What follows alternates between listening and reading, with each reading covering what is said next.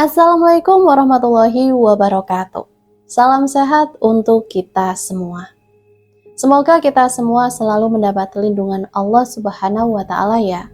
Diberikan nikmat sehat walafiat serta dimudahkan segala urusannya. Amin ya Robbal 'Alamin. Kesempatan kali ini Mimin akan membagikan satu cerita misteri. Seperti apa ceritanya? Mari kita mulai.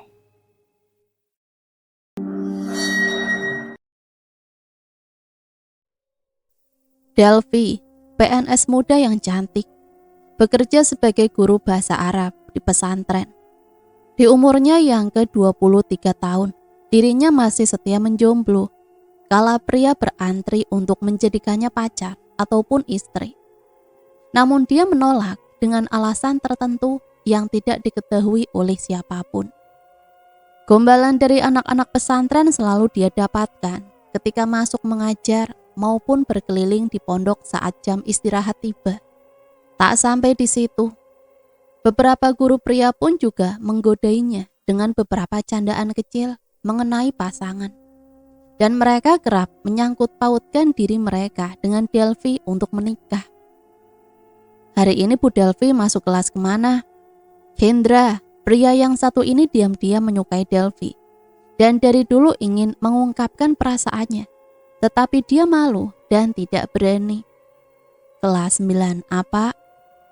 Kalau begitu sampai jumpa ya Bu. Semangat mengajarnya dan harus sabar mengajari murid-murid yang selalu menggombal.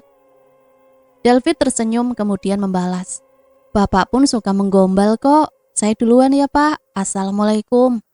Waalaikumsalam.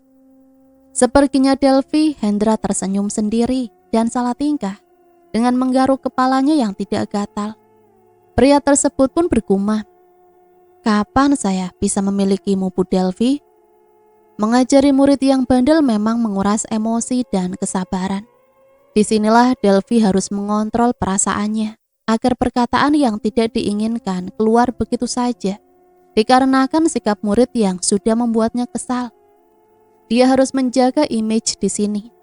Sesuai dengan perintah ibunya. Untuk mengajar di pesantren, sembari belajar juga agar dapat menanam akhlak yang lebih baik. Sebelum dirinya masuk kelas, guru yang mengajar sebelumnya belum keluar. Bisa dibilang dia korupsi waktu, dan Delvi tidak suka dengan hal ini. Dia melihat jadwal pengajar, dan terteralah nama Ustadz Tamrin, yang dimana dialah yang sekarang mengambil waktu dari jam mengajarnya. Delvi merupakan guru baru di sini. Buktinya dia baru seminggu mengajar. Tangan putihnya mengetuk pintu. Menengokkan para murid dan Pak Tamrin yang sedang menjelaskan beberapa pesan untuk akhir ajarannya. Assalamualaikum. Waalaikumsalam. Ustadz Tamrin beranjak dari duduknya, mengucapkan maaf ketika ia menghampiri Delvi karena mengambil waktu di jam pelajarannya sedikit. Delvi tersenyum memaklumi hal itu, walau dalam hati dia tetap kesal. Dengan tidak enak hati, Ustadz Tamrin lagi-lagi mengucapkan maaf, lalu menutup kelasnya, beserta mengambil peralatan pengajarnya, kemudian keluar dengan ucapan salam. Selama mengajar di pesantren, Delvi tentunya sering mengeluh karena dia pun menginap di rumah warga. Karena dia tidak punya tempat tinggal. Untungnya ada salah satu warga yang baik hati, mempersilahkan Delvi untuk tinggal di rumahnya, yang notabene tak ada yang menempati. Delvi tidak mungkin pulang balik dari rumahnya ke pesantren yang berjarak puluhan kilo. Jadi dia lebih memilih untuk tinggal di tempat tersebut dan pulang ketika hari Kamis hingga Minggu siang. Karena sorenya dia akan kembali ke pondok lagi untuk mengajar keesokan harinya. Selesai mengajar, Delvi menuju ruang guru dan beristirahat di sana. Di ruang guru terjadi pembicaraan kecil yang menyita perhatian dan rasa penasaran Delvi akan sosok pria yang tampan hadir di pesantren baru-baru ini. Dia ustadz, selain itu dia tampan dan juga berakhlak baik. Pokoknya idola para wanita dan imam yang baik. Delvi menyaut karena kekepoannya yang tinggi. Kalau boleh tahu siapa dia? Bu Delvi, masa nggak tahu sih? Saya baru di sini Bu. Itu loh Bu, Ustadz Tamrin yang terkenal ganteng tapi mencuekkan para gadis di sini. Sampai sekarang dia belum nikah loh, padahal umurnya udah 26 tahun. Oh, Ustadz Tamrin ya? Tadi saya ketemu dia karena ngambil waktu lebih saat jam mengajarnya udah habis. Dan tepat di saat itu saya yang mengajar selanjutnya. Kami sempat berbincang sedikit. Balas Delphi memancing rasa keirian dalam diri mereka karena berbicara dengan Tamrin sangatlah langka. Aduh, beruntung banget sih Bu Delphi. Ustadz Tamrin itu mau diajak bicara kalau yang penting-penting saja, Bu. Mungkin juga mau sih, cuma sama Bu Delphi saja kali ya. Soalnya Bu Delphi kan cantik banget. Delphi tersenyum. Dia memang cantik dan sudah banyak antrian dari para lelaki yang ingin melamarnya. Entah itu polisi, pejabat, pengusaha, dan lain-lain. Namun semuanya ditolak dengan alasan yang ditutupi olehnya seorang dan juga keluarga. Wajar Bu, saya cantik, kan cewek. Namanya perempuan itu sudah pasti cantik. Kalau ganteng itu mah laki-laki.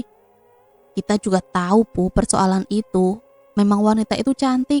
Tapi dari segi kejujuran, kecantikan wanita itu berbeda-beda. Ada tingkat bawah, menengah, dan atas. Yang atas, disitulah kecantikan Bu Delphi termasuk. Delphi mengakhiri pembicaraan ketika ibunya sedang mengirim pesan bahwa apakah dia baik-baik saja di pesantren. Iya Bu, saya baik-baik saja kok. Tak lama kembali ada pesan yang terkirim dari ibunya. Ingat tujuan kamu mengajar di sana. Kamu harus cari dan capai hal itu. Jangan sampai gagal atau tidak menemukannya, karena itu akan sangat merugikan. Tentu Bu, Delphi selalu mencarinya. Yang jelasnya berakhlak baik kan Bu? Kalau ada kamu jangan lolosin dia ya nak. Tapi ingat, ada syaratnya dan itu harus terpenuhi dan sesuai tingkat ketinggiannya. Ibu tenang saja. Delphi harus mencapai hal itu sesuai tujuan utamanya, mengajar di sini. Sebisa mungkin Delphi harus memikat hati Ustadz Tamrin agar dapat memilikinya. Gosip yang beredar mengenai Ustadz tersebut kian waktu membuatnya semakin penasaran akan sosok pribadinya dari seorang Tamrin. Apakah pria itu dapat menjadi imamnya dan mengeluarkannya dari dunia itu? Untuk memiliki Ustadz Tamrin, Delphi akan mencobanya secara perlahan dan tidak terang-terangan memunculkan rasa ketertarikannya di hadapan dia. Assalamualaikum. Salam Delphi, tak mengetuk pintu rumah Ustadz Tamrin. Dikarenakan tangannya yang memegang mangkok dan berhati-hati agar tidak terjatuh. Waalaikumsalam. Balas Ustadz Tamrin dari dalam rumah. Masih belum membuka karena mencari bajunya setelah mandi. Muncullah wajah segar Ustadz Tamrin ketika pintu telah dibuka, membuat Delphi yang biasa saja menjadi terpesona kepadanya. Silakan masuk Bu Delphi. Maaf Ustadz jika saya mengganggu. Ini ada sedikit makanan yang lebih dari masakan saya tadi. Daripada mubazir, saya bawa ke sini saja, tidak apa-apa kan? Saya malah terima kasih banyak Bu. Lumayan ini dapat makanan. Sekali lagi terima kasih. Bapak sendirian di sini? Iya Bu. Untuk memasak, Ustadz biasa. Sedikit bisa, itu pun hanya beberapa makanan sederhana saja Bu. Untuk seperti ini saya nggak bisa. Oh ya, panggil saja Tamrin, kan bukan di pesantren. Ah, nggak sopan Pak, apalagi Ustadz lebih tua daripada saya. Bagaimana jika Mas Tamrin? Tamrin tersenyum dan mengangguk. Delphi, kamu harus cepat mendapatkan laki-laki yang tampan dan berakhlak baik nak, agar kamu dapat keluar dari dunia yang ibu tekankan sendiri untukmu. Di mana? Kau tak dapat bebas, mengerti? Pesan itu sering menghantui pikiran Delphi saat mengajar. Dirinya tak dapat bebas dari pengawasan ibunya jika belum mendapat calon suami. Sebenarnya dirinya pun tidak tahu apa alasan ibunya sehingga dia terus dikekang. Dan ini pertama kali untuknya bebas, itu pun berada dalam lingkup pesantren. Ustazah Delphi, kenapa melamun? Lamunannya buyar ketika santri bertanya. Delphi tersenyum dan menerima buku santri tersebut. dan memeriksa hasil kerja dari soal yang dia berikan. "Pertahankan ya nak," ucap Delvi mengembalikan buku tersebut pada santrinya. "Baik Ustazah." Jarak pesantren ke rumah Delvi sedikit jauh, yaitu 500 meter. Membuat Ustadz Tamrin ada niatan untuk menemaninya pulang. Karena di sekitar pesantren merupakan perkampungan yang begitu sepi ketika malam. Tamrin pun ikut berpamitan kepada mereka dan tidak tanggung menyampaikan alasan. "Saya pamit untuk menyusul Delvi. Kebetulan rumah kami bersebelahan dan jaraknya dari pesantren yang sedikit jauh membuat saya khawatir jika ada seseorang yang akan berbuat tidak-tidak dengan Ustazah Delvi. Assalamualaikum." "Waalaikumsalam. Apa yang Ustadz katakan memang betul. Tidak baik seorang wanita pulang sendirian di tengah sepinya perkampungan ini," balas Hamzah yang juga sama khawatirnya dengan Tamrin. "Itulah yang saya pikirkan Ustazah." Hamzah mengangguk, memerhatikan punggung Tamrin yang perlahan menghilang seiring berjalannya. Di sisi lain ada Hendra yang berdecak dalam batin. Jika dirinya telat bergerak untuk mendampingi Delvi pulang. "Mereka tampak cocok," saut Harun tiba-tiba, dan Hamzah mengangguk akan hal itu. Membuat Hendra tidak tahan untuk tidak tinggal diam. "Maaf, saya hanya ingin memberitahukan bahwa bukannya tidak baik pula jika Ustadz Tamrin dan Ustazah Delvi berduaan saja. Bisa saja menimbulkan fitnah jika salah satu warga melihat mereka. Maka dari ini saya akan menyusul mereka untuk mengawasi," ujar Hendra. Harun saling menatap dengan istrinya, kemudian mengangguk. "Tolong!" Teriakan itu memotong ucapan Pak Anton, dan refleks mereka menengok ke sumber suara. Para warga yang lainnya pun berlarian menuju arah teriakan, sehingga Harun, Hamzah, dan Anton juga menyusul mereka. Anak saya menghilang Pak, Bu." "Loh, kenapa bisa hilang Bu?" "Saya nggak tahu Pak, saya kan ke kamar mandi. Sudah itu bayi saya nggak ada. Tolong bantu cari Pak, Bu, saya mohon." Ibu tersebut menangis. Bayinya baru 4 bulan dan suaminya pun tidak ada karena sedang merantau. "Astagfirullahaladzim Pak, Bu, ayo kita cari." Semua mencari keberadaan bayi tersebut dan mengelilingi perkampungan hingga mereka masuk ke hutan dan mencarinya di sana. Pencarian terus berlanjut hingga ke hutan yang paling dalam. Para warga tak henti-hentinya mencari walaupun subuh telah tiba. Kemana bayi itu? "Setelah anak ibu diculik, pintu kamarnya terbuka nggak Bu?" "Pintu kamar saya tertutup Pak, cuma satu jendela saja yang terbuka, itu pun jendela kamar saya kecil." Salah satu warga pergi melihat jendela ibu tersebut, dan benar, jendelanya kecil dan tidak mungkin seorang manusia dewasa masuk dalamnya. Jika bukan manusia dewasa, apakah seorang remaja yang berkeliaran di malam hari seperti ini? Itu tidak mungkin. Tapi siapa? Kita harus menanyakan hal ini ke Ustadz Tamrin. "Kenapa Ustadz Tamrin, Umi?" "Aduh Abi, Ustadz Tamrin kan orang pintar. Kita bisa bertanya ke dia." Para warga lainnya pun setuju dan menuju rumah Tamrin sekarang. Diikuti sang ibu yang sedang menangis dan ditenangkan oleh warga lainnya. Sampai di rumah Tamrin, warga mengetuk pintu rumahnya. Sementara di dalam sana, Tamrin baru saja menyelesaikan sholat tahajud. "Assalamualaikum, Ustadz Tamrin." "Waalaikumsalam." Ustadz Tamrin menatap para warga, termasuk Anton, Hamzah, dan Harun yang berada di depannya. "Ada apa ya rame-rame di sini?" "Tolong saya Ustadz, anak saya diculik seseorang." "Diculik seseorang? Kenapa bisa terculik Bu? Ibu sedang tidak terjaga." "Ustadz, penculikannya terasa aneh. Jika manusia yang menyuliknya, bagaimana bisa seseorang masuk melalui jendela yang kecil? Itu pun hanya jendela sebelah. Tolong bawa saya ke rumah ibu." Mereka pun menuju rumah ibu tersebut. Sesampainya di sana, Tamrin masuk dalam rumah dan memejamkan matanya yang tidak dimengerti oleh warga. Ketika pejaman matanya terbuka, Tamrin mengepalkan tangannya. Anak ibu sudah meninggal. Nafas si ibu tersebut tercekat.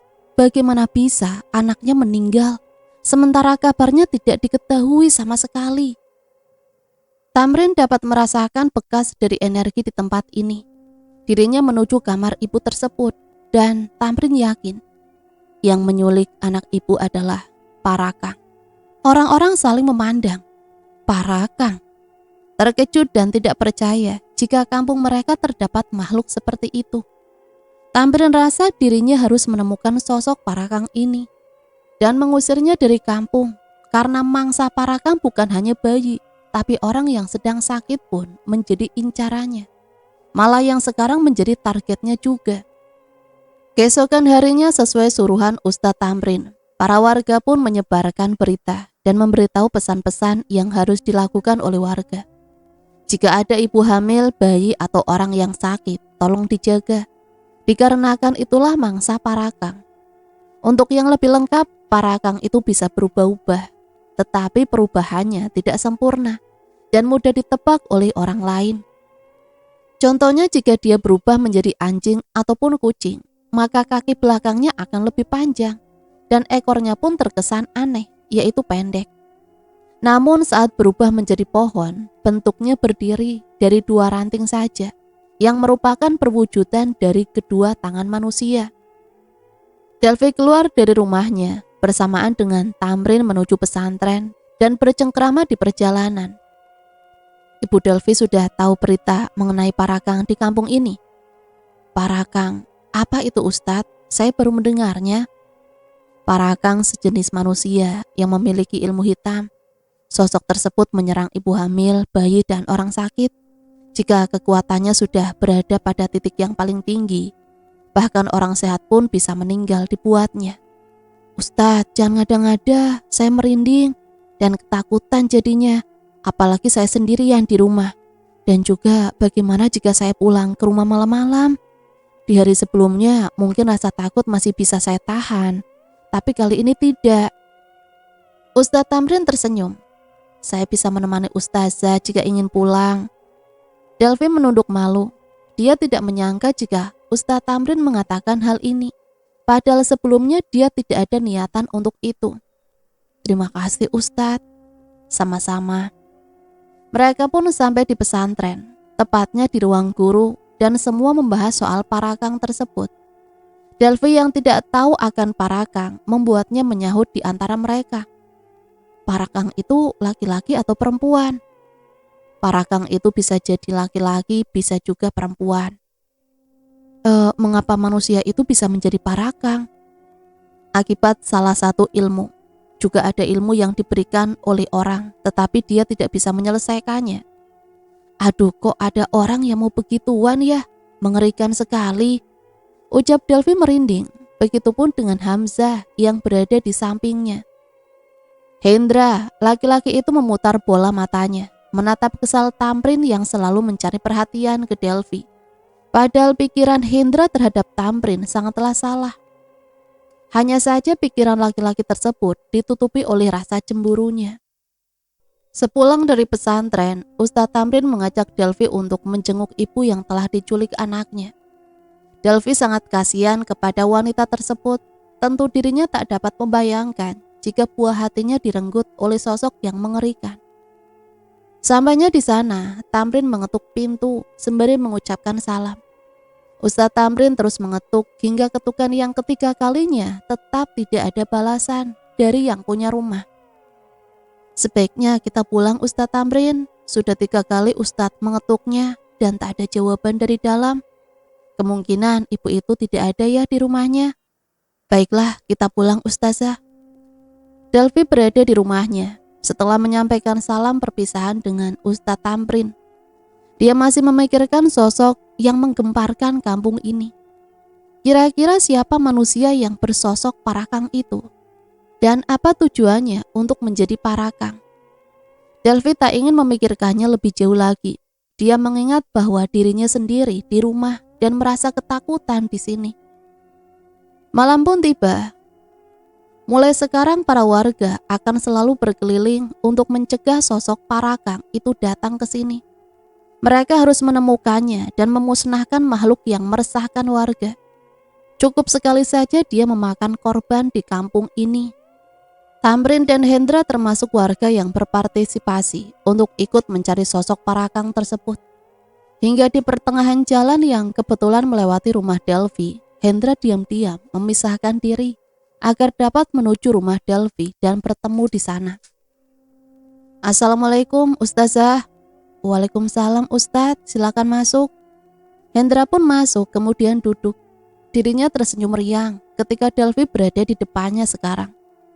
Tumben Ustadz Hendra bertamu di sini. Rumah Ustadz kan jauh juga. Oh, kebetulan lagi ngeronda sama warga lain. Juga keliling-keliling buat cari sosok Parakang itu. Siapa tahu lagi berkeliaran dianya. Di tempat lain Tamrin bersama warga lainnya beristirahat. Ketika pandangannya menyusuri wajah-wajah di sekitarnya, dia merasa ada yang kurang. Sampai akhirnya dia menyadari jika Hendra tidak ada. Bapak-bapak, lihat Ustadz Hendra. Semua warga menggeleng mencari keberadaan Hendra yang tidak ada di antara mereka. Semuanya pun panik. Mengapa Hendra menghilang tiba-tiba? Salah satu warga berceletuk. Mungkinkah Ustadz Hendra menjadi korban selanjutnya?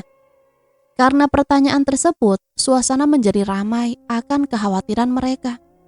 Tamrin yang mendengar itu menghela nafas dan berusaha menenangkan mereka. Pak, tolong jangan panik, kita harus tenang dan selalu berdoa kepada Allah. Saya yakin Ustadz Hendra tidak diculik oleh makhluk mengerikan itu. Warga pun mengangguk dan kembali mencari keberadaan Hendra. Ustadz Tamrin menuju rumah Delvi. Setelah sampai dia mendengar suara laki-laki di sana. Ketika telinganya menjeli, Ustadz Tamrin geleng-geleng dibuatnya. Tak dapat dielakkan lagi bahwa yang ada di sana adalah Ustadz Hendra. Assalamualaikum. Waalaikumsalam. Balas Delvi dan juga Hendra. Ustadz Tamrin pun masuk membuat Hendra terkejut dan akhirnya cengengesan dan meminta maaf. Astagfirullah Ustadz. Anda membuat kami khawatir, sampai-sampai warga mengira Anda diculik oleh Parakang karena menghilang tiba-tiba tanpa adanya jejak. Delvi menatap Tamrin dengan heran, begitupun ketika pandangannya beralih ke Hendra. Hingga pada akhirnya Hendra meminta maaf ke Delvi terlebih dahulu, lalu ke Tamrin. Maaf Ustadz, saya lelah dan akhirnya istirahat sebentar dan menuju di sini. Soalnya beristirahat di tengah jalan seorang diri, suasananya begitu mencekam dan menyeramkan. Apalagi jalanan kampung yang begitu gelap. Jadi Ustadz Hendra berbohong? Seperti itulah Ustazah, maafkan saya. Ustadz, lain kali jangan seperti itu. Kami semua khawatir tadi. Perjalanan pun berlanjut, para warga terus berjaga mengelilingi kampung. Hingga salah satunya iseng masuk ke hutan dan menemukan sebuah sarung yang tergeletak di tanah. Warga tersebut kembali dan memberitahu Ustadz Tamrin mengenai benda yang ditemukannya. Ustadz Tamrin menghirup aroma sarung itu, meneliti dan meresapinya, hingga dia menyimpulkan bahwa sarung ini merupakan pemilik ibu yang kehilangan anak tersebut. Ustadz, bagaimana tanggapan Anda? Sarung ini milik dari anak itu. Saya sangat tahu aromanya ketika masuk dalam kamar ibu kemarin. Baunya sangat mirip. Bapak-bapak, kita lanjutkan penjagaan. Percuma kita masuk ke hutan karena kita tak dapat memastikan apakah sosoknya berkeliaran di sana atau tidak. Setelah berjaga, mereka memutuskan untuk pulang ketika pukul 1 pagi dan akan terus melakukannya setiap malam agar tak ada korban dari Parakang itu lagi. Saya akan memberitahukan kembali mengenai ciri-ciri makhluk mengerikan itu. Mohon selalu diingat dan juga disebarluaskan agar kita terhindar darinya. Secara kasat mata dia adalah orang normal. Kadang di waktu-waktu tertentu instingnya muncul, lalu berubah menjadi kucing ataupun anjing. Namun kalian harus mengingat bahwa untuk mengenali makhluk tersebut adalah perubahan yang terjadi. Tentu berbeda dari hewan biasanya, yaitu ekornya pendek. Kaki belakangnya ada 3 dan pandangan yang selalu menunduk. Malam pun tiba. Seperti malam kemarin, para warga kembali meronda di setiap rumah. Memeriksanya apakah ada perilaku warga yang aneh atau tidak. Setelah memastikan, mereka terus berpindah-pindah rumah hingga menemukan satu rumah yang sendirian dan agak jauh dari rumah lainnya. tapi masih termasuk di kampung tersebut. Di tempat itu mereka mendengar teriakan seseorang yang begitu pilu. Mimik wajah Tamrin menjadi serius. Dia mengambil secari kertas yang ada di saku bajunya, memastikan bahwa ini adalah rumah penjual jamu tadi. Ya, penjual jamu yang ditemuinya tadi siang. Penjual jamu tersebut sedang hamil. Pak, dengarkan saya baik-baik dan jangan ada yang panik, paham? Semuanya mengangguk, tapi memasang wajah yang belum mengerti dengan maksud ucapan Ustadz Tamrin. Rumah ini ditinggali sosok Parakang, dan teriakan dalam sana adalah sosoknya yang sedang meraung pilu setelah saya tendang tadi pagi ketika dia berwujud kucing jadi-jadian. Astagfirullahaladzim, beneran Ustadz? Kalau begitu kita bunuh saja. Ustadz Tamrin lantas menahan langkah mereka yang ingin melakukan hal tersebut. Dirinya merentangkan tangan dan berujar, jangan, Parakang hanya dapat dipukul sekali. Jika kita memukulnya 2 kali atau lebih, maka dia akan kembali sehat, lalu menyerang kita secara ganas. Bapak mau? Semuanya menggeleng. Jangan ada yang masuk, kita biarkan seperti itu. Karena sangat berbahaya, ketika di ujung nafasnya, dia mengucapkan sesuatu lalu kita mengikutinya. Padahal ucapannya merupakan mantra, agar Parakang tersebut berpindah tubuh ke orang yang mengikuti atau mengulangi ucapannya. Mengerikan sekali Pak Ustadz. Tolong dengarkan arahan dan jangan ada yang membantah. Jika Bapak sekalian ingin merasakan jiwa Parakang, tolong bawa saja wanita itu jauh-jauh ke sini, lalu pukul, atau sekalian dinikahi. Ujar Hendra dan warga menggeleng amit-amit dengan ekspresi tubuh yang merinding. Oke Ustadz, Pak Ustadz bisa saja bercandanya, kita nggak mau. Nah tolong dengarkan kalau begitu, jangan ngeyel seperti bayi. Bapak-bapak sudah besar, jangan sampai besar, tapi jiwanya masih seperti bayi. Wah, besar apa dulu Ustadz? Saud salah satu dari mereka, membuat Ustadz Tamrin tertawa kecil, dan Hendra membulatkan mata. Tiba-tiba terdengar suara teriakan. Astagfirullahaladzim. Teriakan penjual jamu itu semakin keras, diiringi kalimat yang memohon akan pertolongan. Tetapi Ustadz Tamrin tahu bahwa dia hanya ingin memindahkan makhluknya ke tubuh orang lain sebelum ajalnya menjemput. Sebentar lagi dia akan binasa, Pak. Setelah itu ada teriakan yang terdengar lagi. Tamrin mengetuk pintu rumah tersebut, memastikan apakah ada orang selain dia di sini. Dan Ustadz Tamrin memastikan orang itu seorang diri di rumah itu. Pak, ikuti saya. Warga pun mengikutinya, terutama Hendra yang berada di belakangnya dengan langkah yang pelan. Pintu rumah terkunci, terpaksa dobrakan membuatnya rusak dan terjatuh di lantai. Assalamualaikum warahmatullahi wabarakatuh. Saat mereka masuk, suasana berubah secara drastis akan dinginnya malam yang berdesir menyapa kulit mereka. Kok tiba-tiba dingin gini ya Ustadz? Saya juga tidak tahu Ustadz. Ustadz Tamrin mencari keberadaan wanita tersebut dan ketika membuka pintu dari salah satu ruangan, dia melihat wanita yang sedang berbaring di sana. Ustadz Tamrin mendekatinya, memeriksanya yang ternyata sudah tidak bernyawa lagi. Para warga yang berada di belakang memandang ngeri hal itu. Mereka tidak menyangka jika Ustadz Tamrin sangat berani mendekatinya. Innalillahi wa inna ilaihi raji'un.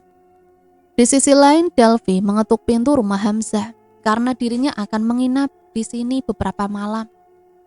Assalamualaikum. Waalaikumsalam. Pintu pun terbuka. Hamzah tersenyum menyambut kedatangan Delvi. Delvi masuk kemudian berucap, terima kasih Bu, saya benar-benar takut di rumah, apalagi sendirian. Maaf jika harus merepotkan Ibu Hamzah di sini. Walah, tidak apa-apa Bu, saya siap menolong kok. Jujur, saya pun takut jika sendirian di rumah, apalagi suami saya juga nggak ada. Delvi merasa bersyukur jika momennya begitu pas agar dia terhindar dari fitnah orang-orang yang akan curiga padanya. Ibu Delvi, ayo masuk ke ruang makan, saya sudah masak banyak loh. Alhamdulillah, terima kasih Bu. Ketika di ruang makan, mereka berbincang kecil di sela makannya. Aduh Bu, jangankan di luar, di rumah pun takut. Apalagi harus keluar malam-malam begini. saya nggak berani deh kalau tidak ditemani sama suami. Ibu Hamzah enak kalau sudah bersuami, saya belum. Bu Delvi nggak lama lagi kok, soalnya kan ada Ustadz Tamrin. Goda Ustazah Hamzah dan Delvi malu-malu dibuatnya. Aktivitas warga kembali berjalan baik setelah makhluk yang meresahkan itu telah dikubur. Semalam Harun memberitahukan Hamzah dan juga Delvi bahwa kampung ini telah aman. Itu perkataan Harun. Tapi untuk Ustadz Tamrin, dia terus waspada dan selalu memerhatikan di sekitarnya. Siapa tahu makhluk tersebut masih ada. Hanya saja mereka belum berani memunculkan diri. Hari ini pesantren sedang libur. Di hari itu semua warga kampung memanfaatkan waktu itu untuk membersihkan halaman rumah mereka secara serempak. Assalamualaikum, Mas Tamrin. Waalaikumsalam. Ustadz Tamrin tertegun sejenak. Sudah beberapa hari Delvi tak memanggilnya dengan sebutan itu. Dia tampak berharap dan memang dia berharap. Di telinganya ia sangat merindukan panggilan itu. Ini Mas, saya bawakan nasi goreng untuk sarapan pagi. Tadi saya masaknya lebih daripada mubazir, mending saya kasih ke Mas Tamrin. Terima kasih Bu Delvi. Oh iya, jangan pulang dulu, saya mau kembalikan tempat makan yang Ibu Delvi berikan dulu. Pria itu mengajak Delvi masuk dalam rumahnya, tidak menyadari jika orang-orang memerhatikan mereka. Mereka tersenyum, selalu berprasangka baik terhadap Ustadz Tamrin dan Ustazah Delvi. Apalagi mengingat kebaikan Ustadz tersebut yang berhasil membunuh Parakang. Romantis banget ya mereka. Semoga saja disatukan sama Yang Maha Kuasa. Iya Bu, saya juga senyum-senyum melihatnya. Padahal bukan saya yang ngalamin. Klakson mobil terdengar menghentikan tawa mereka dan berhenti di depan rumah Delvi. Delvi tersenyum. Dia tahu siapa yang berada dalam mobil tersebut. Sesuai dugaannya, sang ibulah yang keluar dengan lambaian tangannya. Ibu, ucap Delvi, kemudian menuju ibunya. Namun sebelum itu dia tidak lupa pamit ke Tamrin dan juga ibu-ibu lainnya dengan ucapan salam. Wah, ternyata Ustazah Delvi orang kaya ya Bu. Kok bisa sih mengajar di pesantren? Astagfirullah, tidak boleh bergosip Bu. Menjadi seorang guru, baik di pesantren maupun tempat lainnya, tidak memandang mau kita kaya ataupun sederhana. Yang jelasnya halal daripada pekerjaan yang gajinya besar tapi haram. Nauzubillah, itu dosa besar Bu. Tegur Ustadz Tamrin yang membuat mereka langsung sadar. Maaf Pak Ustadz. Delvi tak menyangka jika sang ibu akan datang tanpa memberitahunya kabar. Tentu ia senang bukan main. Saat mereka masuk ke rumah, Delvi membuatkan minuman dingin untuk ibunya. Karena cuacanya pun terasa gerah di siang hari. Loh nak, rumahmu kok gini sih? Kenapa nggak cari yang nyaman dan lebih besar? Tanya Surati ketika Delvi telah membawakannya minuman. Gak apa-apa Bu, lagi pula Delvi nyaman kok di sini. Walau keadaannya nggak mewah dan malah sederhana, ini udah cukup. Juga deket dari pesantren. Terserah kamu saja deh nak. Ngomong-ngomong, coba tunjukin dong mana pria yang kamu sukai. Rahasia Bu, pokoknya ibu baru tahu kalau dia ingin melamar Delvi, biar ada kejutan. Jawab Delvi membuat Surati mendengus kesal. Anaknya kurang asik kalau begini. Padahal dia sungguh penasaran dengan paras yang berhasil memikat hati anaknya. Ibu kok nggak bilang-bilang sih kalau mau datang? Emangnya harus bilang ya nak, kan ibu mau ngasih kejutan. Assalamualaikum.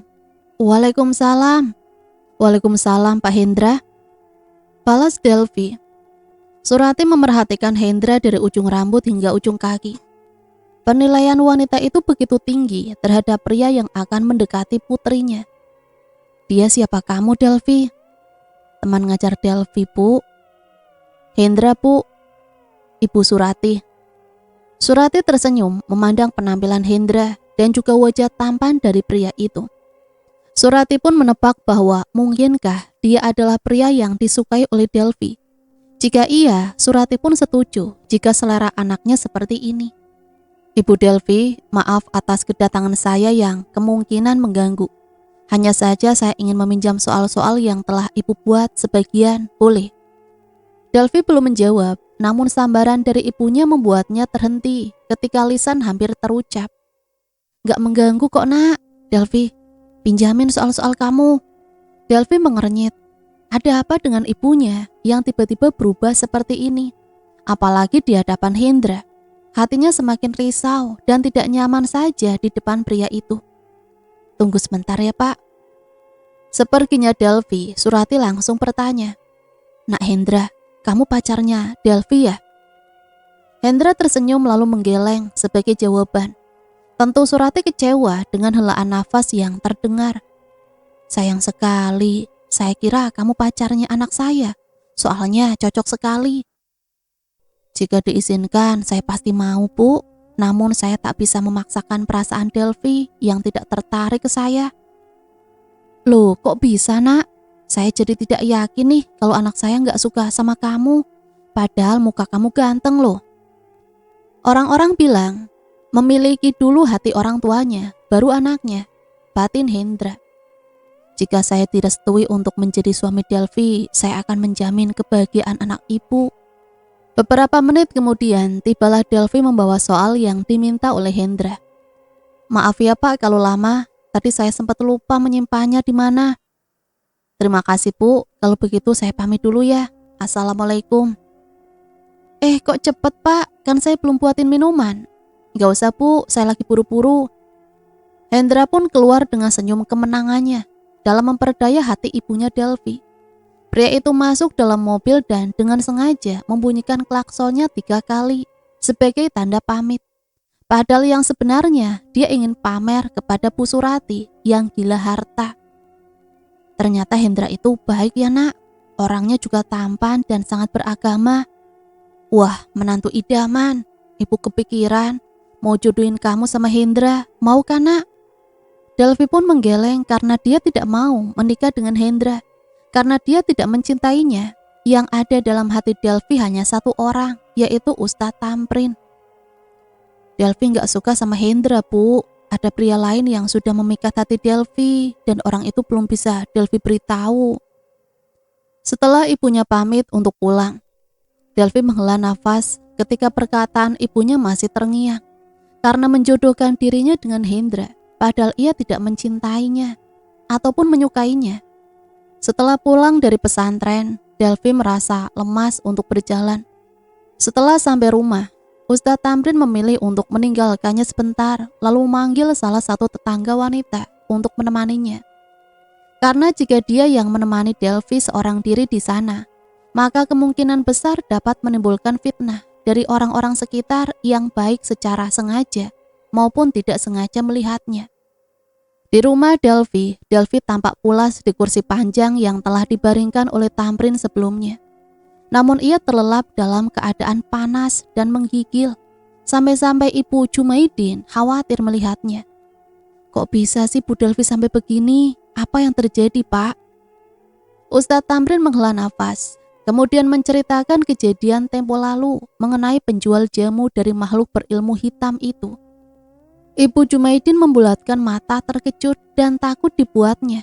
Membuat Ustadz Tamrin menenangkannya pula dan menyarankannya untuk tidak panik karena mengingat kondisi Delvi yang tidak baik saat ini. Takutnya suara mereka mengganggu ketenangannya. Semoga Bu Delvi cepat sembuh ya Pak, kasihan dia. Merasa dingin padahal tubuhnya sangat panas. Bisa dibilang sekucur tubuh wanita tersebut sedang tidak baik-baik saja. Tamrin berpikir seperti inikah efeknya dan kenapa berlaku sekarang. Ini juga murni dari bentuk kecerobohan Delvi yang tidak meminum air ruqyahnya. Insya Allah Ibu Delvi akan baik-baik saja. Kita doakan agar dia diberi kesembuhan oleh Yang Maha Kuasa. Amin Pak Ustadz. Malam yang semakin larut tak menandakan jika tubuh Delvi membaik. Ibu Jumaidin pamit sebentar untuk memanggil warga lainnya agar membantunya mengangkat Delvi untuk membawanya ke ranjang. Kampung tersebut kembali histeris akan penjelasan dari Ustadz Tamrin. Semuanya menjadi khawatir akan kondisi Delvi yang semakin memburuk akan demamnya. Delvi tiba-tiba meracau sendiri. Kampung ini tidak akan tenang dengan kehadiranku karena target yang ingin dicapai oleh wanita ini belum tersampaikan. Surati, Surati, mana janjimu? Suaranya serak mendalam. Kepanikan ibu-ibu terlontarkan begitu saja dengan teriakan mereka setelah melihat Delvi yang sedang membuka matanya dengan pandangan yang menajam ke arah mereka. Tak sampai di situ, Delvi menyeringai lalu menunjuk mereka satu persatu, kemudian tertawa keras. Mana, dan mana? Aku akan Kalimatnya tertahan seiring mata Delvi yang perlahan memejam. Tamrin tidak tahu harus bagaimana lagi. Delvi kerasukan oleh sebuah makhluk yang dia sendiri tak ketahui. Apalagi mendengar target yang akan dicapai, juga menyebutkan nama seorang wanita, Surati, berulang kali. Dalam batinnya bertanya, siapa Surati? Ya Allah, kasihan ya Bu Delvi. Ini semua gara-gara jamu dari makhluk jadi-jadian itu. Kenapa sih makhluk itu harus ada di kampung ini? Salah satu ibu-ibu menyahut dengan nada yang kesal, membuat barang-barang di kamar Delvi terjatuh tiba-tiba. Apa itu? Semuanya tenang, jangan panik dan tetap memohon perlindungan kepada Allah, serta jangan lupa terus berdoa. Baik Pak Ustadz. Delvi telah sadar, ia menatap sekelilingnya yang begitu banyak orang. Dengan cepat Ustadz Tamrin mengambil gelas yang berisi air lalu memberikannya ke Delvi. Tentu air tersebut sudah dibacakan ayat-ayat Al-Quran. Silakan diminum Bu.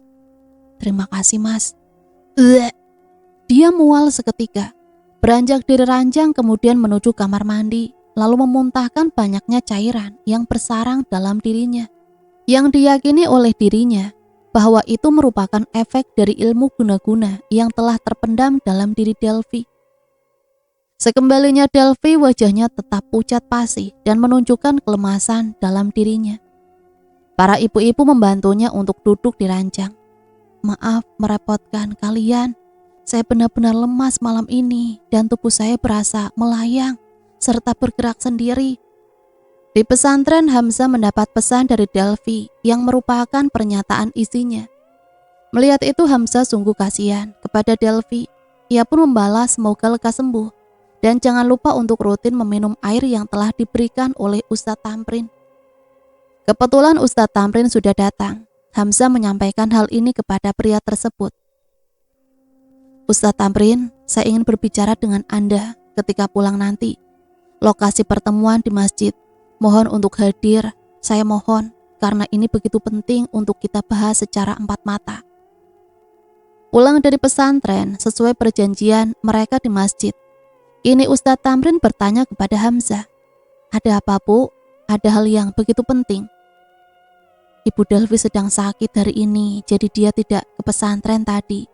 Yang ingin saya beritahu akan hubungannya dengan ucapan saya barusan adalah, jika Bapak benar-benar mencintai Delvi, tolong pastikan cinta Bapak secepatnya. Maaf bila mencampuri urusan kasmaran Bapak, tapi ini penting untuk saya sampaikan. Mengapa? Anda harus ingat bahwa saingan di luar sana begitu banyak, terutama di pesantren ini, yaitu Bapak Hendra. Paham maksud saya, Pak? Ujaran panjang lebar itu memicu senyum lebar di bibir Ustadz Tamrin. Sebenarnya saya ingin melamar Ibu Delvi secepatnya, namun hati saya juga ragu jika Ibu Delvi menyukai saya atau tidak. Tapi mendengar perkataan Ibu Hamzah baru saja membuat semangat saya timbul dan lebih percaya diri. Terima kasih Bu. Bismillah. Ustadz Tamrin memejamkan mata sejenak, kemudian membuka matanya, lalu keluar dari rumah dan menuju rumah pujaan hatinya. Ia mengetuk pintu sebanyak 3 kali. Assalamualaikum. Waalaikumsalam, Mas Tamrin. Ustadz Tamrin dipersilahkan masuk. Ketika dirinya telah duduk, Delvi menatapnya dengan wajah yang memanas. Rasa gugup kembali menerpa hatinya. Ya Allah, lancarkanlah. Bismillah. Ibu Delvi, kedatangan saya di sini sungguh membuat Anda tidak menyangka nantinya. Karena ada hal yang penting begitu ingin saya sampaikan sejak lama, dari hati yang paling dalam. Akan tetapi mulut saya begitu pengecut untuk sekedar melontarkannya. Tapi kali ini dengan dukungan seseorang yang telah lama memerhatikan perasaan saya, yang tertutupi, namun ia ketahui. Maka dari ini saya begitu yakin untuk menyampaikannya di waktu sekarang. Mas Tamrin, jangan sungkan-sungkan untuk menyampaikannya. Saya akan bantu sebisa saya jika ada yang Mas Tamrin butuhkan. Saya membutuhkan hati Ibu Delvi. Maka dari itu, apakah Ibu siap menjadi pendamping hidup saya? Bu Delvi, maaf jika saya terburu-buru dalam mengungkapkannya. Mungkin Ibu tidak nyaman dengan ungkapan saya. Saya malu, Mas. Saya tidak tahu harus menjawab apa selain kata iya. Alhamdulillah, terima kasih ya Allah. Terima kasih telah menerima saya, Bu. Sebelumnya nggak tahu mau ngomong seperti apa, karena bingung mau ngutarainya gimana. Jujur saya gugup sekarang ini. Hanya saja keyakinan diri saya lebih kuat dan dapat menekan keraguan ini. Insya Allah minggu depan saya akan melamar di Delvi. Kalau boleh tahu tempat tinggalnya di mana? Mas Tamrin gak usah repot-repot, saya akan hubungi Ibu biar datang ke sini. Insya Allah minggu depan ya Mas. Hari-hari pun berjalan dengan baik. Namun keanehan kembali terjadi pada dalam diri Delvi. Dia sempat bercermin, akan tetapi Delvi sekilas melihat bayangannya di kaca. Agak menghitam di sekelilingnya. Masih berpikir positif dengan membetulkan posisi jilbabnya. Kali ini Delvi tak dapat menahan teriakannya ketika ia terkejut melihat dirinya yang bercermin. Siapa kamu? Aku adalah dirimu yang bersemayam sejak lama, Delvi. Tetapi aku selalu bersembunyi dan belum ingin memunculkan diri. Sempat atau hampir saja. Namun lagi-lagi aku tahan ketika kejadian tempo lalu. Mengajar malam sebelumnya agar tetap bersabar sebelum dirimu benar-benar menemukan calon pengantin agar diriku dapat diteruskan ke keturunan kalian. Ujaran panjang lebar dari sosok mengerikan itu di dalam diri Delvi. Delvi meraba wajahnya. Ia tidak merasakan apa-apa, kecuali kulitnya yang terasa normal. Tetapi di cermin jelas-jelas mukanya menghitam dan menyeramkan. Kau tak dapat menyentuhku. Aku merupakan jiwa halus yang bersemayam dalam dirimu. Dan ini tidak akan bisa terlepas kecuali kita mati bersama. Ucapnya dan Delvi terkejut. Sejak kapan? Setelah ibumu dari dukun ketika ingin mendapatkan kekayaan yang melimpah. Jawabannya membuat Delvi membulatkan mata. Dia jelas mengingat kejadian itu yang di mana Delvi benar-benar tidak tahu dirinya dipaksa untuk ikut bersama ibunya. Pokoknya kamu harus ikut, Nak. Kamu harus temenin ibu. Delvi menyerah dan memasrahkan diri hingga akhirnya sampai di suatu tempat yang jauh dari perkotaan dan malah berada di hutan. Rumah dukun, gumam Delvi, yakin bahwa rumah ini ditempati hal-hal seperti itu dan dugaannya memang benar. Secara ringkas, Surati ingin kaya dan meminta kepada dukun tersebut agar mengabulkannya. Ya, memang dikabulkan, tetapi ada pantangan yang mereka tidak tahu. Yaitu sang dukun diam-diam memasukkan peliharaannya ke dalam tubuh Delvi sebagai wadah dari parakang miliknya. Delvi sempat melarang dan memperingati bahwa hal ini sangat dibenci dan dimurkai oleh Allah. Tetapi tidak didengarkan karena Surati terlalu gila akan harta dan dibutakan oleh hal tersebut. Berjalannya waktu, Delvi terkejut dengan perubahan yang terjadi pada keluarganya setelah ayahnya meninggal dan ibunya menuju tempat haram tersebut. Mereka menjadi keluarga yang kaya raya. Sudah mengingatnya, Delvi terbuyar dalam memorinya. Sosok mengerikan itu tertawa dan Delvi berteriak kencang. Pergi dari tubuhku, makhluk mengerikan! Tidak akan pernah kecuali kita mati bersama. Dengan cepat segera dirinya mengambil gelas dan meminum air yang telah diruqyah oleh Ustadz Tamrin untuk mengusir makhluk tersebut. Sialan kau Delvi, aku memang pergi, tapi sementara. Astagfirullahaladzim, aku gak nyangka jika aku adalah parakang. Bagaimana ini? Dia juga mengatakan jika dia akan meneruskan dirinya ke keturunan kami. Khawatir Delvi, dia beristighfar berulang kali, hingga mendapat sebuah keputusan bahwa dirinya harus tidak jadi. Delvi tak sanggup melakukannya. Dan kini pikiran baru muncul dalam benaknya. Apakah mungkin dia sosok yang membunuh bayi itu dalam keadaan tidak sadar? Bulu kuduk Delvi merinding seketika. Ya Allah, tolong hamba-Mu yang tidak tahu apa-apa mengenai hal ini. Delvi menangis bingung bagaimana caranya agar dapat melepaskan sosok tersebut dari dalam tubuhnya. Setelah mengetahui dirinya sedang sakit, ilmu hitam yang bersemayam dalam tubuh, Delvi memutuskan agar menjauhi Tamrin untuk sementara waktu. Hingga pria tersebut memutuskan untuk melamarnya. Kini di hari Minggu ini, ibunya Surati telah tiba di rumah dan mempertanyakan siapa yang akan melamarnya. Delvi hanya menjawab bahwa besok adalah hari di mana pria itu akan datang. Dan rasa penasaran ibunya juga akan terjawab. Nak, kenapa kamu jadi pendiam seperti ini? Biasanya orang yang akan dilamar itu pasti mukanya senyum-senyum. Tapi kamu sangat berbeda. Ada yang mengganggu pikiranmu? Benar, Bu. Ada. Semenjak diriku tahu bahwa aku adalah seorang parakang. Dan hal itu dikarenakan ulah ibu sendiri yang akan gila terhadap harta kekayaan. Ucapnya dalam hati. Tidak, Bu. Delvi baik-baik saja kok. Cuma lagi gak pingin banyak ngomong karena sariawan. Malam pun tiba. Delvi mencari botol mineral yang ia simpan di atas meja semalam. Tapi dia tidak menemukannya. Kemana botol tersebut? Delvi kembali mencarinya. Hingga ia menemukan sebagian bentuk botol itu di bawah ranjang. Ketika ia menunduk, Delvi berteriak. Astagfirullah, apa itu? Sosoknya sangat menyeramkan, hampir menyakar wajahnya. Juga melihat tangan yang menghitam dengan kuku-kukunya yang panjang dan tajam. Delvi menenangkan dirinya, berusaha menghapus rasa takutnya. Dengan mengucapkan istighfar, kemudian membaca surat An-Nas, lalu mengambil sebuah kemoceng agar dapat meraih botol tersebut dari jarak jauh.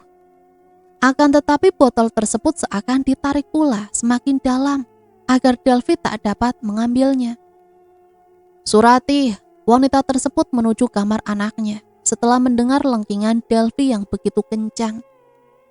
Nak, kamu kenapa? Pintu pun terbuka, menunjukkan Delvi. Wajah Delvi yang memucat beserta keringat yang membasahi wajahnya. Enggak apa-apa kok, Bu. Delvi cuma mimpi buruk saja. Kamu ini membuat ibu khawatir saja loh. Delvi tersenyum seolah menjelaskan bahwa dia baik-baik saja. Selanjutnya Delvi meminta izin ke ibunya untuk keluar sebentar. Setelah keluar dari rumah, dia menuju rumah Ustadz Tamrin dengan cepat. Diketuknya pintu dengan terburu-buru, lalu mendapatkan Tamrin yang menatapnya dengan kening yang mengerut. Kamu kenapa, Dek? Mas, aku mau minta botol mineral yang ada airnya. Tapi air itu udah kamu ruqyah, soalnya airku udah habis di rumah. Oh, silakan masuk, Dek. Sekalian kenalan sama orang tuaku di dalam. Balas Ustadz Tamrin, dan Delvi menggeleng cepat. Menolak tawaran tersebut dan memilih untuk menunggu di luar saja. Dengan peringatan, Tamrin tidak boleh memberitahu orang tuanya jika yang bertamu adalah orang yang akan dia lamar. Helaan nafas terdengar dari bibir Tamrin. Pria itu pun pasrah, kemudian masuk mengambil botol mineral yang berisi air lalu diruqyahnya. Makasih ya Mas, besok aku tunggu di rumah. Insya Allah, Dek, rasa-rasanya saya gak sabar pengen nikahin kamu. Amin, semoga dilancarkan. Kalau begitu saya pulang dulu, Mas. Assalamualaikum. Waalaikumsalam. Tamrin setia memerhatikan Delvi hingga wanita tersebut masuk dalam rumahnya. Tetapi tiba-tiba dia menangkap sesuatu yang janggal, yaitu berupa ilmu sihir hitam sekelebat mengelilingi tubuh Delvi dalam berbentuk aura. Dia menjelikan penglihatannya, tetapi Delvi sudah masuk terlebih dahulu. Kenapa? Apakah saya salah lihat atau bagaimana? Astaghfirullahaladzim, semoga itu tidak terjadi padanya. Lindungilah calon istri saya, Allah. Gumamnya dengan nada yang khawatir. Semoga dugaannya salah. Kamu bicara sama siapa, Nak? Enggak apa-apa kok, Pak. saya masuk Pak, nanti dilihatin warga. Di rumah Delvi, wanita tersebut dengan segera meminum air pemberian dari Tamrin. Dengan air itu Delvi meyakini bahwa sosok yang terpendam dalam dirinya akan semakin tersiksa. Delvi tersenyum. Beberapa detik kemudian ia merasakan hawa yang panas di sekitarnya. Tak disangka, ia melihat cermin bergerak sendirinya menuju arahnya, lalu memerhatikan wajahnya yang tampak menyeramkan. Kamu bermain-main denganku, Delvi. Berhenti meminum air itu. Delvi memandang sinis dirinya di cermin. Dengan berani ia membalas. Laranganmu akan kujadikan sebagai perintah untuk meminumnya. Jika kau tidak tahan dengan air ini, maka keluarlah. Kecuali ingin menderita setiap hari. Dan ingat, calon suamiku akan cepat mengetahui hal ini.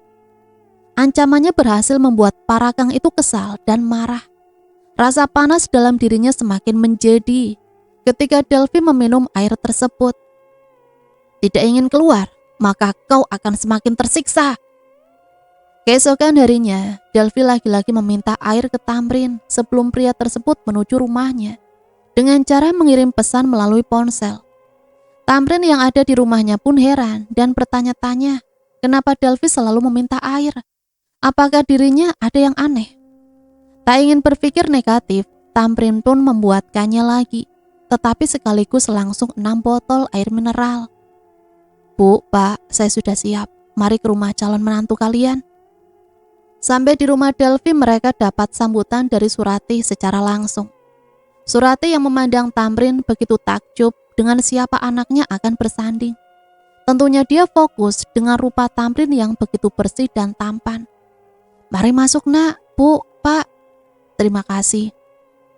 Setelah masuk mereka pun duduk dan pembicaraan telah dimulai. Singkat pembicaraan, berapa uang penaik yang telah Nak Tamrin persiapkan? Insya Allah saya dan Delvi telah menyepakatinya sebanyak 50 juta Bu. 50 juta? Hanya segitu Nak? Tamrin mengangguk. Surati berdehem, dirinya syok dengan lamaran ini yang jumlah uang penaiknya hanya 50 juta. Delvi, panggil Surati. Delvi pun menghampiri ibunya. Kenapa Bu? Serius Nak, kamu sudah sepakat sama dia dengan uang penaik 50 juta? Delvi menunjuk tatapan yang bingung. Ia kemudian menjawab, 50 juta? Saya nggak pernah sepakat dengan jumlah penaik seperti itu Bu. Delvi tahu apa yang ia lakukan barusan merupakan hal yang gila seumur hidupnya. Menolak kesepakatan dari Tamrin secara tiba-tiba di hadapan ibunya sendiri. Berbohong, dia sendiri pun sedih sebenarnya harus seperti ini. Dek, apa maksud kamu? Kemarin kita membicarakan hal ini sematang-matangnya dan akhirnya sepakat mengenai uang penaik. Tapi kenapa tiba-tiba kamu menolak, lupa? Tanya Ustadz Tamrin. Wajahnya terheran-heran dan tidak menyangka dengan jawaban Delvi. Maaf Nak. Jawaban Delvi sudah jelas dan kamu mengada-ngada. Kamu melamar anak saya dengan uang 50 juta saja. Maaf, terlebih lagi melihat dan mendengar respon Delvi barusan. Itu sudah mewakili saya bahwa lamaran Anda tidak saya restui. Apa ini Tamrin? Kamu ingin mempermalukan Bapak di hadapan mereka?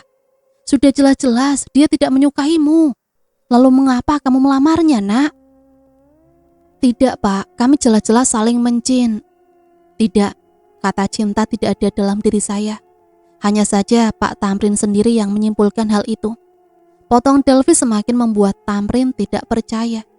Matanya pun kini berkaca-kaca di hadapan orang tuanya, juga di hadapan dia dan ibunya. Delvi, apa maksudnya Dek? Kamu mempermainkan saya? Kamu menghina saya? Tamrin tidak tahan lagi, bahkan ia menitikkan air mata dikarenakan sakit hati secara tiba-tiba. Tidak, tapi kamu sendiri yang mendapatkan hinaan tersebut. Silakan keluar, Pak, Bu. Surati mengambil alih, dia pun senang jika Delvi menolak lamaran tersebut, yang notabene hanya 50 juta saja. Tamrin tersenyum lirih, memandangi Delvi sejenak, kemudian berbalik lalu keluar, menyusul orang tuanya, yang juga memasang wajah malu penuh hinaan. Delvi tak kuasa melihat hal tersebut, ia berusaha menahan air matanya. agar tidak ketahuan kepada ibunya. Bagus nak, masa dia mau ngelamar kamu 50 juta, sedangkan kita berasal dari keluarga yang kaya. Duh, mau ditaruh di mana muka ibu di hadapan tetangga? Ujar Surati histeris, tapi tak mendapat balasan apapun dari Delvi. Karena wanita tersebut langsung masuk ke kamarnya dan menumpahkan tangisannya secara diam-diam. Maaf mas, aku harus melakukan ini karena aku merupakan parakang. Untuk menghentikan itu, biarlah diriku yang menanggungnya seorang diri. Tamrin, pria itu menangis pilu dalam kesedihannya di kamar. Orang tuanya tidak ingin menampakkan diri lantaran hinaan dari Ibu Surati yang begitu kejam, membuat mereka benar-benar malu. Merasa puas dengan tangisannya, Delvi segera mengemasi seluruh pakaian ke dalam kopernya. Dia berniat untuk meninggalkan kampung ini lalu pulang ke rumahnya. Namun sebelum dia benar-benar pergi, ada hal yang harus ia sampaikan ke Tamrin, agar pria tersebut tidak selamanya menaruh benci kepadanya. Delvi keluar dari kamar, meninggalkan ibunya yang bertanya bahwa ada apa dengan matanya yang membengkak. Surati pun memanggil, tapi Delvi mengabaikan, hingga teriakan ibunya benar-benar melengking kali ini. Delvi, jangan menggangguku, Bu, ada yang harus kuurus. Delvi tidak sadar membentak ibunya, lalu pergi begitu saja. Assalamualaikum, Mas Tamrin. Tidak ada yang membukakan pintu. Berulang kali Delvi mengetuknya, tetapi nihil. Tanda-tanda di dalam sana seakan hampa. Namun Delvi tak ingin menyerah, karena dirinya harus menjelaskan ini semua. Hingga usahanya benar-benar membuahkan hasil dengan wajah Tamrin yang berada di depannya sekarang. Waalaikumsalam. Setelah menancapkan duri dalam hati saya, apakah itu tidak cukup untuk menambah serpian kaca sebagai pelengkapnya? Tanya Tamrin dengan tatapan yang tajam. Delvi menatap Tamrin senduh. Mata pria itu membengkak di bagian bawah. Dia tahu bahwa ini pertama kalinya ia melihat pria tersebut benar-benar menangis karena jatuh. Bukan luka, melainkan saya ingin menyembuhkan luka itu agar tidak menimbulkan rasa kebencian ketika saya telah tiada. Jawab Delvi. Sebelum mendengar balasan dari Tamrin, dirinya pun melanjutkan ucapannya kembali. Maaf, derita parakang harus aku tanggung setelah mengetahui bahwa ilmu hitam itu telah bersemayam dalam tubuhku semenjak lama. 2 hari yang lalu, sosok itu menampakkan diri melalui cermin ketika diriku merasa kesakitan kala aku meminum air pemberian darimu, Mas Tamrin. Di hari sebelumnya pun ada perkataan yang membuat saya harus menolak lamaran itu. Nafas Tamrin tercekat.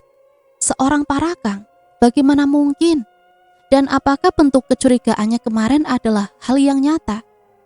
Jangan berbicara dulu, karena sosok yang bersemayam itu mengungkapkan jika dirinya akan meneruskan ilmu hitam itu ke keturunan kita. Dan Mas pasti tahu apa maksudnya kita kan? Jadi tak perlu aku lanjutkan lebih jauh bahwa inilah alasan utama jika diriku menolak lamaran tersebut. Tapi jika ditanya persoalan cinta, saya berbohong tadi. Karena dalam hati saya amat mencintai Mas Tamrin. Jatuhlah air matanya yang kini tak dapat terbendung lagi. Delvi menangis sekencang-kencangnya, menutupi mulut dengan jilbabnya agar suaranya terpendam. Tapi percuma, dirinya tak mampu menahannya. Maaf Mas, maaf atas hinaan yang telah saya lakukan bersama ibu saya. Saya tahu Mas dan orang tua Mas pasti malu dan merasa terhina. Tapi aku terpaksa melakukan itu. Jadi kumohon, maafkan diriku sebelum aku benar-benar menghilang dari muka bumi ini. Untuk apa minta maaf? Maafku selalu terbuka, Delvi. Setelah mengetahui ini, saya menjadi lega jika kamu masih mencintai saya. Dan jangan kira jika dirimu merupakan parakang, cinta saya akan hilang. Tidak, saya tetap mencintai kamu, Dek, sampai kapanpun. Sebuah kode bahwa Tamrin kembali melamar Delvi secara tersirat. Maaf, aku tidak bisa menikah denganmu. Ilmu tak akan pernah hilang dan akan terus-menerus hingga saya meninggal. Jadi saya memutuskan untuk pergi, Mas. Tamrin ingin menahan Delvi. Sayangnya Delvi menggeleng dan menyegah langkah pria tersebut dengan peringatan bahwa dia akan membencinya seumur hidup jika ia mendekat. Delphi kembali balik ke rumah. Pintu pun dibukanya dan langsung mendapati sang ibu yang ada di hadapannya. Delphi membatin bahwa inilah waktunya agar dia tahu bagaimana wajah ibunya ketika suatu rahasia dalam dirinya terungkap. Bu, aku ingin bicara serius. Ini mengenai masa depanku. Terima kasih telah membuat putrimu menjadi seorang parakang. Karena ibu, aku terpaksa menolak lamaran Mas Tamrin. Apa maksudmu, Nak? Tidak perlu berpura-pura, Bu. Karena ibu, aku harus menjadi makhluk jadi-jadian itu. Aku hancur, Bu. Termasuk masa depanku sendiri. Apa yang dikatakan oleh Mas Tamrin semuanya benar. Kami sepakat dengan uang penaik 50 juta. Karena aku mengatakan, semampu Mas saja.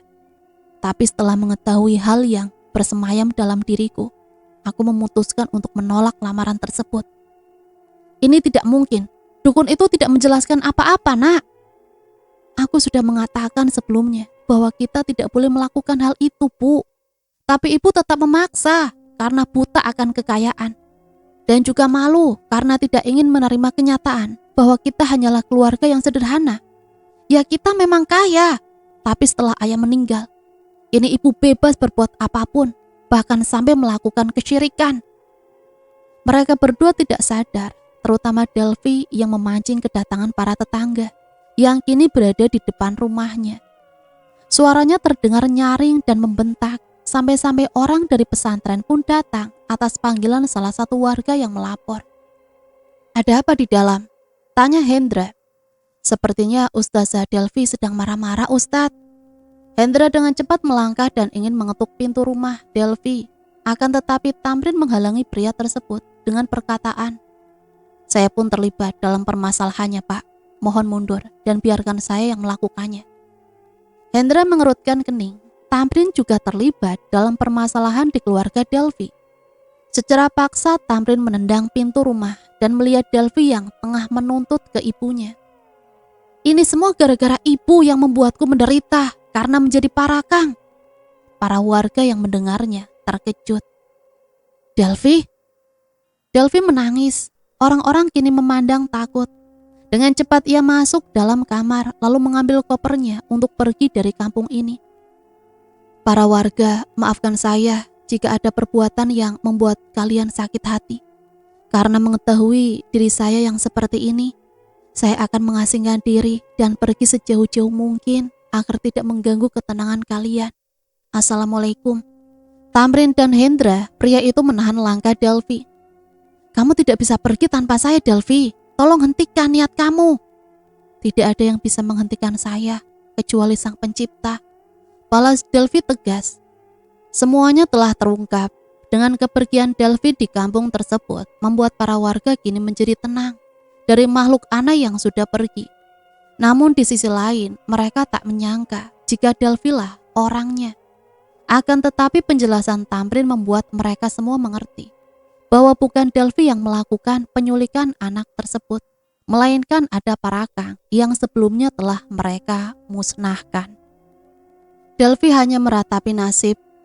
Dia tidak dapat menghilangkan jejak ilmu hitam dalam tubuhnya. Dia benar-benar mengasingkan diri. Jauh dari perkotaan juga perkampungan, yang dimana dia seorang diri di sebuah tempat yang ia pun tidak tahu di mana lokasinya. Ibu benar-benar memberikanku tempat yang tepat. Gumam Delphi di sunyinya malam, kemudian terlelap tenang. Malam semakin larut hingga sosok halus dalam raganya bangkit secara sendiri dengan mata yang merah serta tubuh yang beterbangan ke segala penjuru untuk menuntaskan kelaparannya. Tak ada makanan yang ia dapati, sedangkan hari ini merupakan malam terakhirnya untuk hidup jika tak mendapatkan mangsa satupun. Tubuhnya perlahan melemah hingga terjatuh di tanah yang dibaluti oleh dedaunan kering. Delphi, kini kau bebas dariku. Selamat menjalankan hidup yang baru dan kembalilah ke Tamrin. Esok hari Delphi mengerang pelan karena baru saja membuka matanya. Lalu beranjak dari kasur.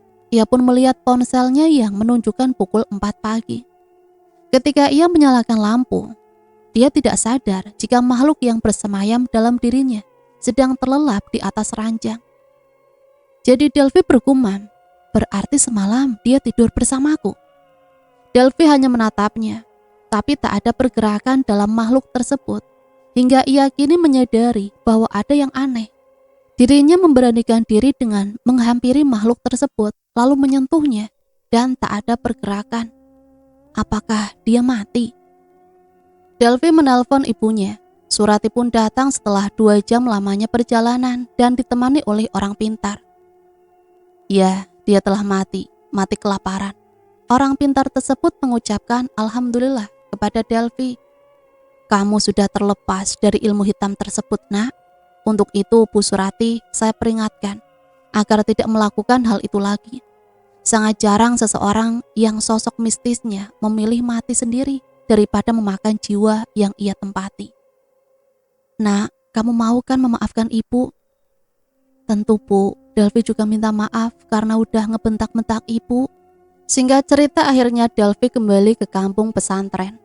Alhamdulillah mas, aku udah sembuh dari yang namanya parakang. Ini mengejutkan sekali. Aku gak menyangka ketika makhluk itu berada di sampingku, terkapar mati. Bagaimana bisa? Tentu bisa. Saya diasingkan kurang lebih 4 hari. Ketika parakang itu merasa lapar dan tidak menemukan makanan, matilah dia. Tetapi saya bersyukur jika dia tidak memakan saya. Alhamdulillah. Nak, saut Surati dengan nada yang pelan dan begitu hati-hati. Iya Bu, maafkan ibu nak, ibu telah lancang menghina dan membuat kamu malu. Bukan hanya kamu, tapi orang tuamu pun juga merasakan hal yang sama. Saya mohon maaf untuk sebesar-besarnya nak. Bu, saya sudah memaafkan ibu jauh-jauh hari karena ibu tidak sepenuhnya salah. Dan seharusnya saya juga sadar diri jika tidak pantas untuk menjadi pendamping hidup Delphi, dikarenakan saya seorang yang sederhana. Itu dulu nak, tapi sekarang berbeda. Penolakan itu kini menjadi perestuan, agar kalian dapat bersatu. Dan cerita selesai sampai di sini. Semoga cerita ini bisa menemani hari-hari teman-teman semua ya. Sampai di sini saya pamit undur diri, mohon maaf apabila banyak salah kata. Sampai berjumpa kembali di cerita-cerita selanjutnya. Matur nuwun, wassalamualaikum warahmatullahi wabarakatuh.